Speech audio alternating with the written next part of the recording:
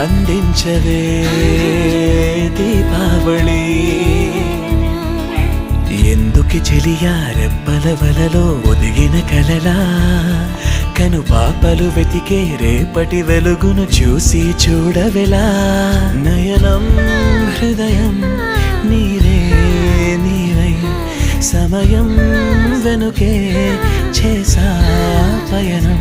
తదుపరి జన్మకైన జాలి చూసే వీలుందంటే ఈ క్షణాన